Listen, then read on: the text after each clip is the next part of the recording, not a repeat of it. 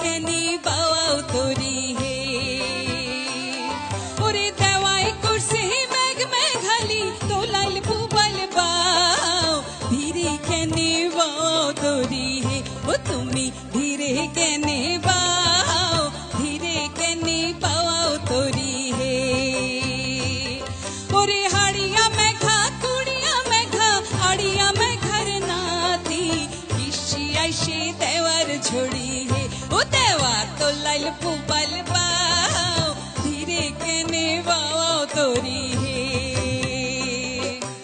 আঙ্গুর কুমির বন্ধু আমার নদী কিসের ভয় শান্তারিয়া দৌড়িয়া হব পার ও কন্যা নদী কিসের ভয় শান্তারিয়া দৌড়িয়া হব পার কালা শাড়ি পেন্দনে চাঁদমোর ভোক্তার বাসায় গা শোনেকে শোনেকে সোনার কন্যা হে ও কন্যা তাও হে দিছেন পা এখন তুমি কিসের বা ভয় খা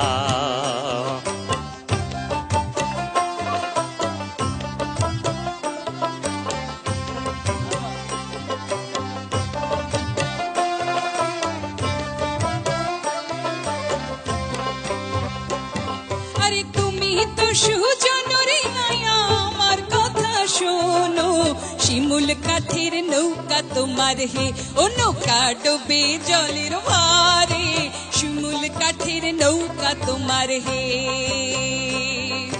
শিমুল নয় সেগুন নয় মন পবনের না ধীরে কেনে পাওয়া তরি হে ও তুমি ধীরে কেনে পাও ধীরে কেনে পাওয়া তরি হে গগন কালা শাড়ি কালা সারাই কালা হে কালায় কালায় কালা হইল হে ও কন্যা ভাটির সোনার নাও ধীরে চলো সোনার নৌকা হে শোনেক নাইয়া ভাটির নাইয়া বলি তোমার আগে তুমি আমার প্রাণের কালা হে ও বন্ধু কালায় কালাক দেখো তুমি আমার প্রাণের বন্ধু হে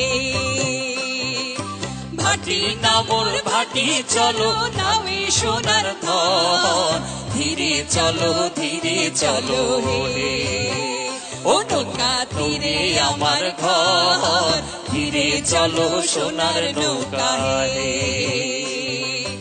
ভাটি নামর ভাটি চলো নাওয়ে সোনার ধন ধীরে চলো হে ও নৌকা তীরে আমার ঘর ধীরে চলো সোনার নৌকা হে ধীরে চলো সোনার নৌকা হে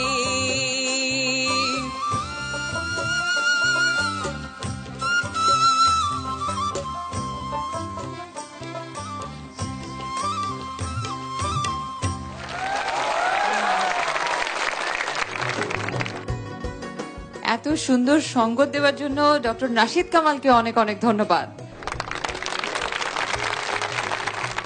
আমি এবার শ্রদ্ধেয় বিচারকদের কাছে যাব এবং তাদের মতামত জানতে চাইব। প্রথমেই জানতে চাইব ফরিদা পারভীন ম্যামের কাছ থেকে। তোমার জন্য ভাবা এটাই আসল, তুমি এই মঞ্চে থাকো আর না থাকো তুমি ভাবাইয়াই করবে। এবারে জানতে চাইব স্যার ইন্দ্রমোহন রাজবংশীর কাছ থেকে। সবকিছু মিলিয়ে আমি বলবো শিবলির এই পর্যন্ত আসা সার্থক হয়েছে। ধন্যবাদ। এবারে শ্রদ্ধেয় বাউল শফি মন্ডল আপনার কাছ থেকে জানতে চাইব। শিবলির কাছ থেকে এই পর্যন্ত যতবার ভাওয়াইয়া গান শুনেছি ততবারই মনে হয়েছে একেবারে শেকড় থেকে উঠে এসেছো, তুমি অসম্ভব ভালো গেয়েছো। ধন্যবাদ। ডক্টর নাশিদ কামাল ম্যাম আপনার কাছ থেকে জানতে চাইবো, সবসময় তো নিজে পারফর্ম করেন, বাট আজকে ওদের উৎসাহ দেওয়ার জন্য যে পারফর্ম করছেন সাথে, এটা পুরো বাউলিয়ানার ফিলিংটাই খুব অভিনব।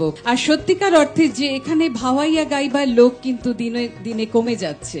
আমি এবং এখানে নাদিরা আপা আছেন, এখানে রেবা আপা আছেন, ওরা সবাই মিলে আমরা চেষ্টা করছি এটাকে ধরে রাখতে। তো নতুন প্রজন্মের কেউ যখন আমাদের সেই চেষ্টার মধ্যে সাথ দেয় তখন একটু হলেও আলো জ্বলে ওঠে।